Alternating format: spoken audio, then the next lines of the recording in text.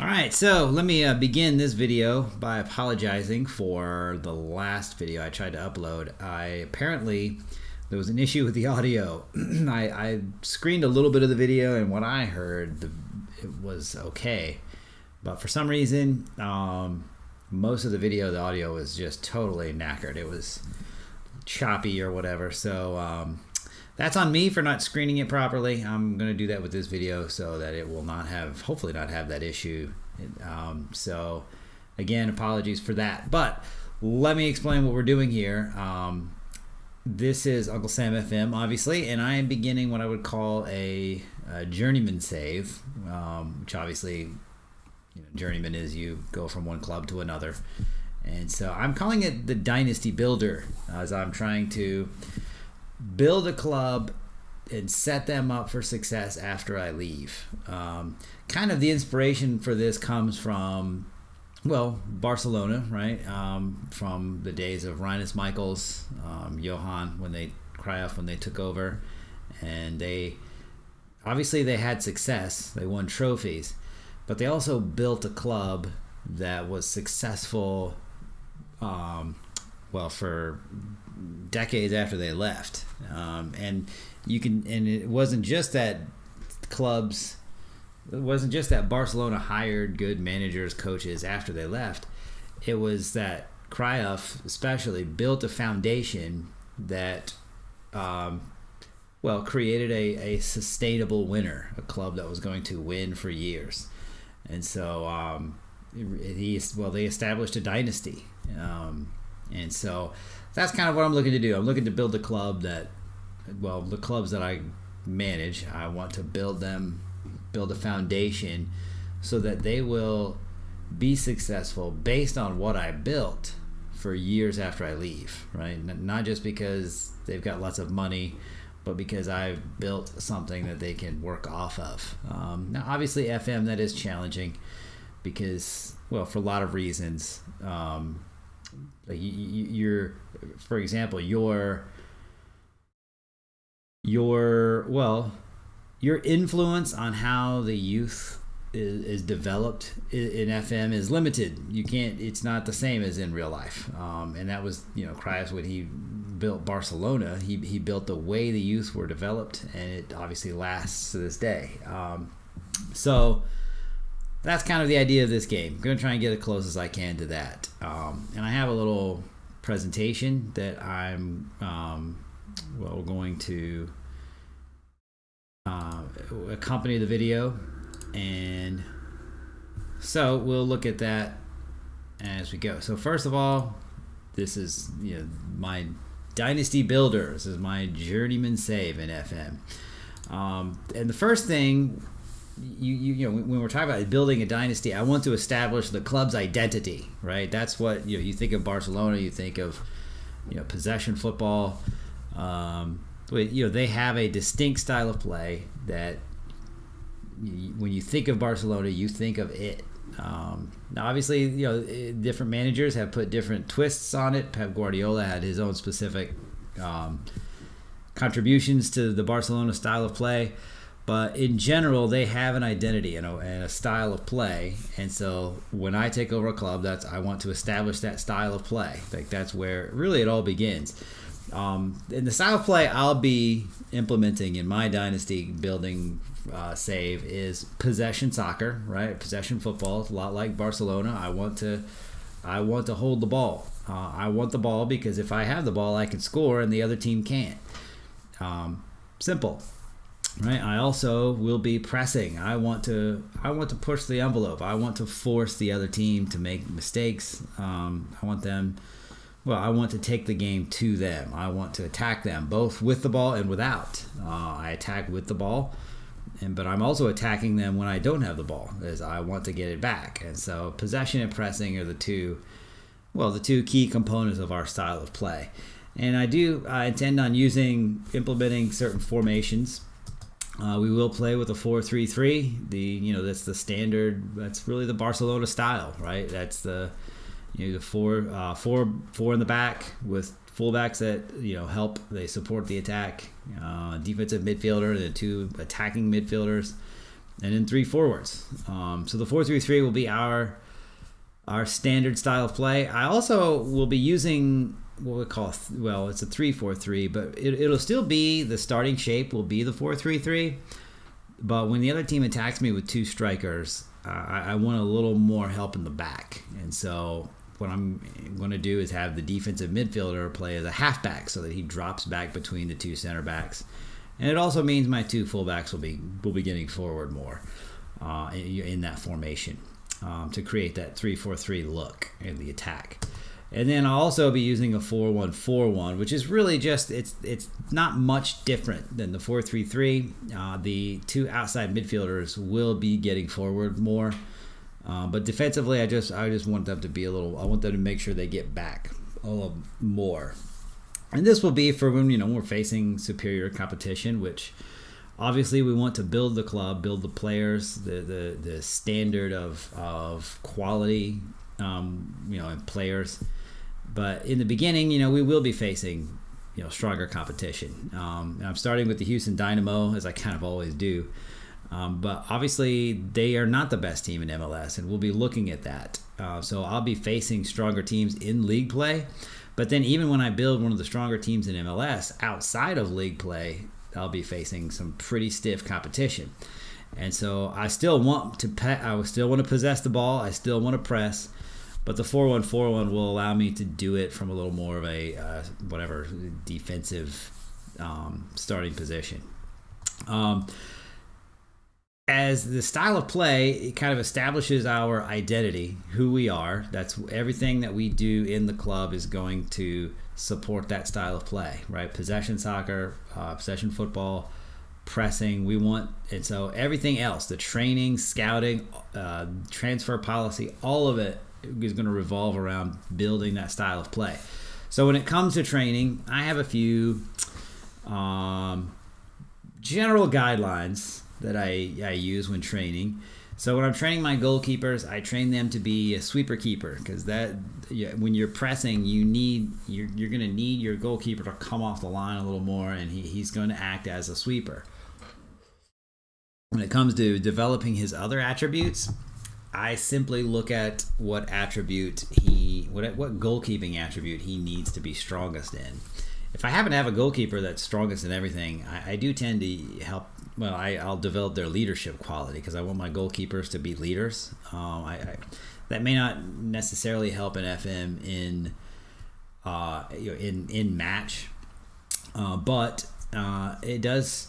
I like to be systematic with everything, and leadership is something you need. Well, that definitely helps you, in your squad. If you have strong leadership, it's going to help your squad morale, the way that they develop team chemistry. And so I want somebody to train that. And so goalkeepers are typically the players that I like to train to be leaders. And a lot of times, because there's another reason for that. Goalkeepers, obviously their longevity is a little, you can have older goalkeepers than you can in other positions. And just naturally, your older players tend to be the ones you rely on for leadership the most. So why not train your oldest players to be leaders while they're young?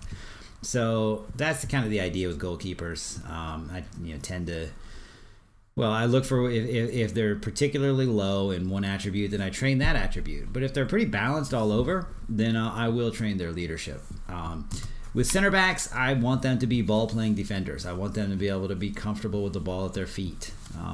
That's kind of important. And so I work on, it trains the attributes that I want them to have the most. And so I work on that. And then also quickness. One of the things that I found in FM is that when you play with this style of play, you're most vulnerable to long balls over the top, to through balls through your center backs, and so it helps if those guys can quickly regain position. And so that's just by nature I train those. I just kind of look at our to look at center back training. Right now, my guys are mostly old, and I don't tend to give older players another focus. But here you see Funmayor. He's a younger guy, so I have him training as the ball-playing defender, and I have him training for, you know, his additional focus is quickness, because, you know, I want my center backs to be good and quick, which is most center backs, at least in my experience, are not as fast. If you find a fast one, then that's just a bonus, but most of them are not, so you kind of have to train it into them.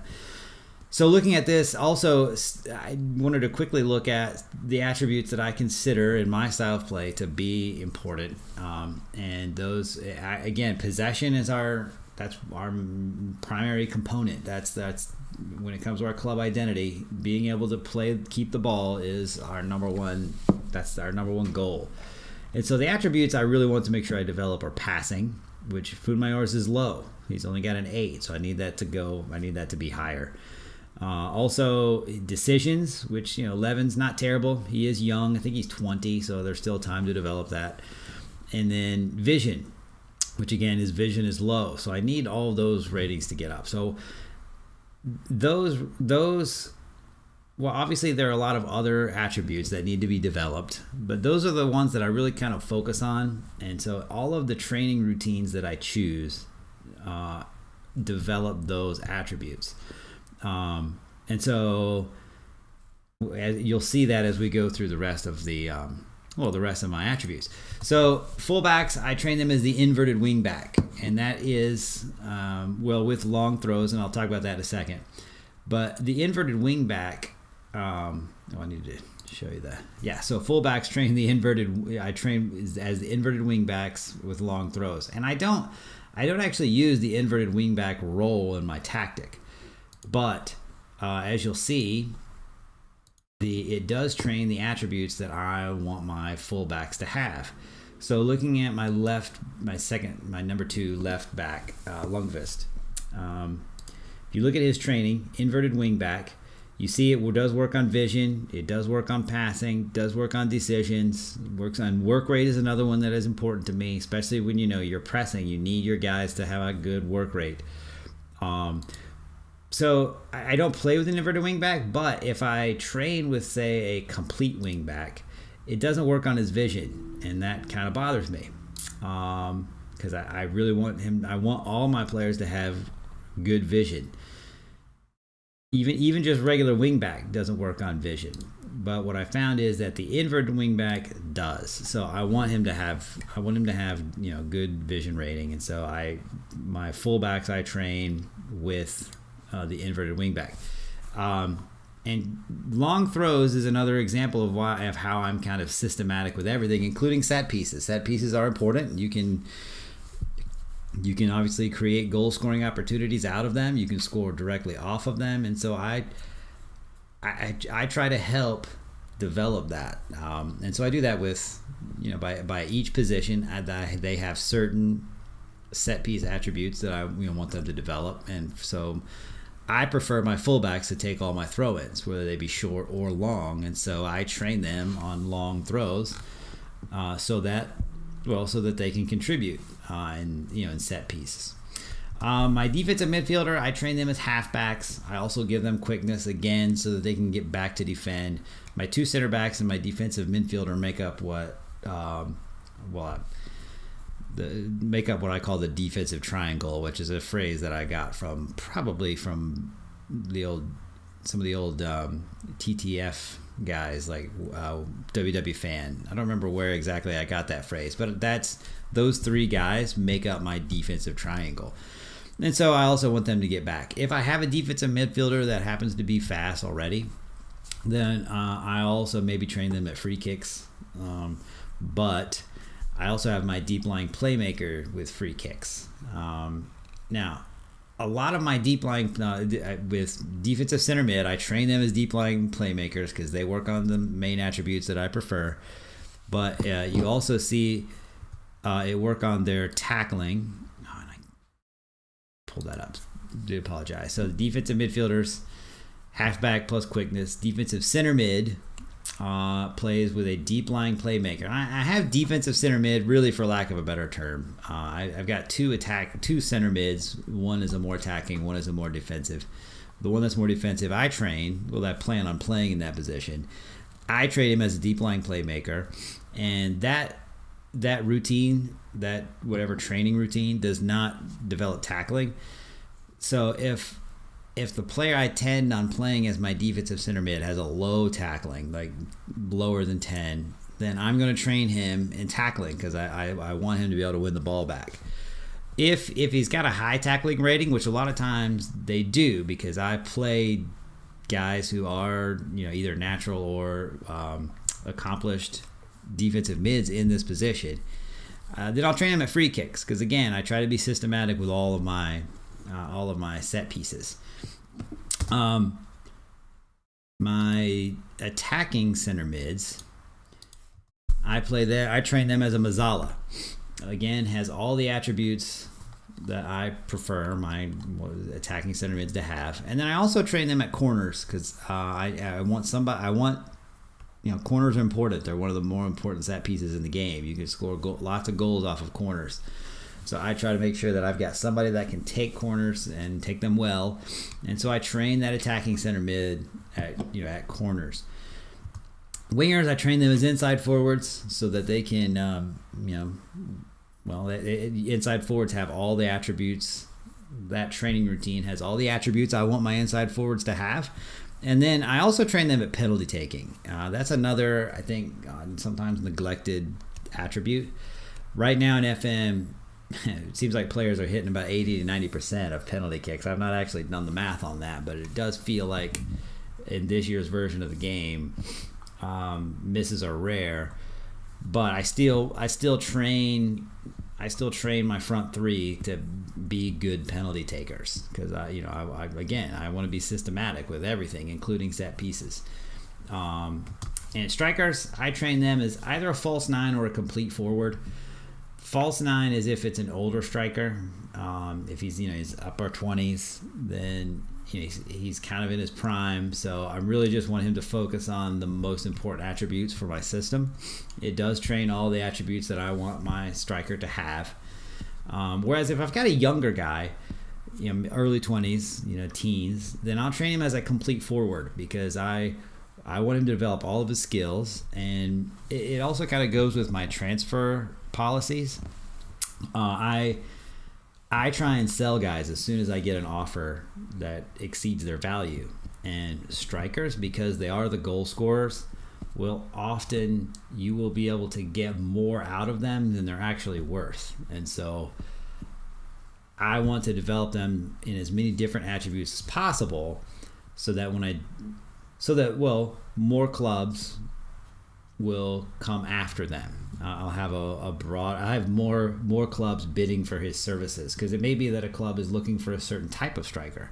Well, if he's got all the attributes that every club is looking for, then the chances are I'm going to be able to sell him to more clubs. So when the younger guys, I try to train them to be complete forwards, and then I also their additional focus is penalty taking because I want them to be able to make their penalty kicks, and so that's the individual, how I handle individual training. These are general rules, though. I will make exceptions in certain situations, depending on how I read a player's attributes and how I read their potential. I'm not going to go into all the specifics right now in this video. Maybe in the in a game video, we'll see a situation where I modify my standard training policy. But this is in general how I handle trading. And again, this is all about developing players to fit our style of play, to fit the club's identity. When it comes to team training, I do have, I've got certain policies on that. And I don't know if this is true or not, but what I've heard is that, let's look at the go in game and kind of go to my team training here.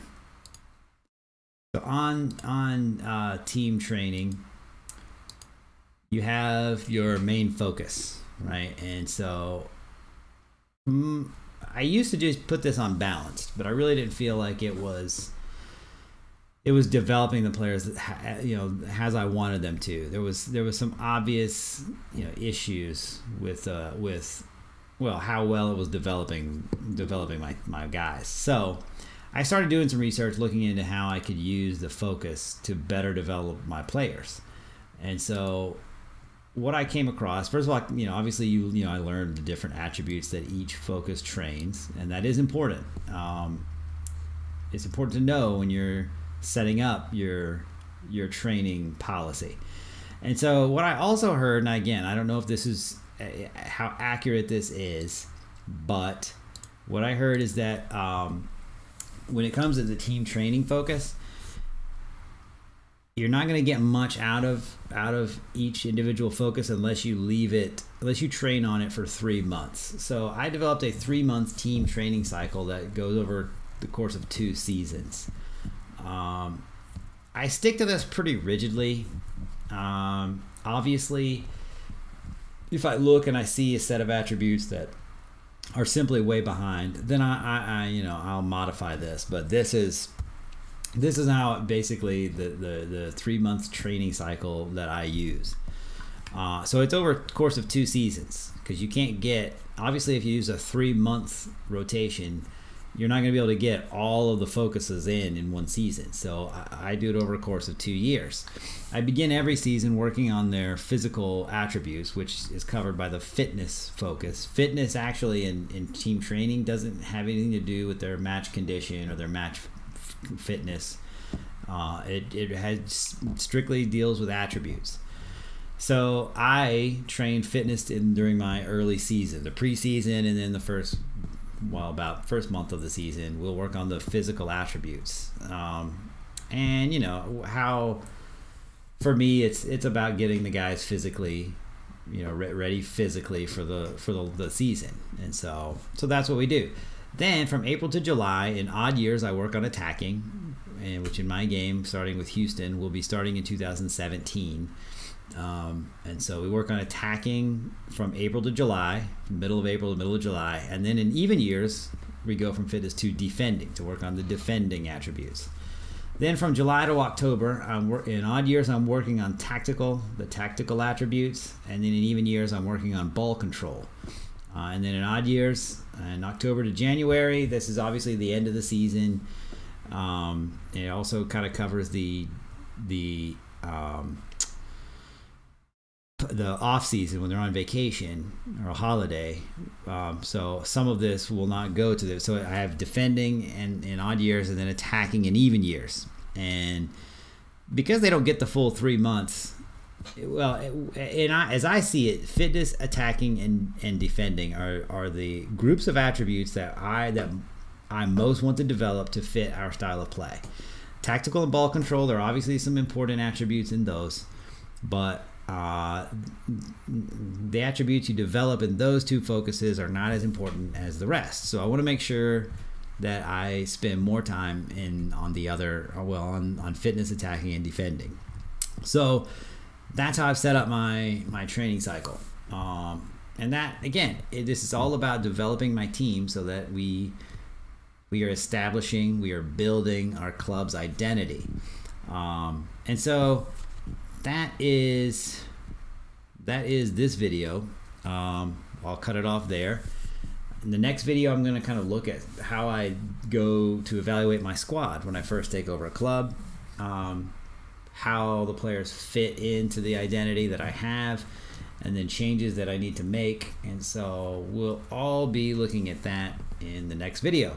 If you have any comments, questions, recommendations, if I messed up something else, like I did the audio last video, commenter helped me to realize that the audio was not working. So I do appreciate that. And if there are any other issues that you notice, please let me know in the comments. But this is Uncle Sam FM signing off.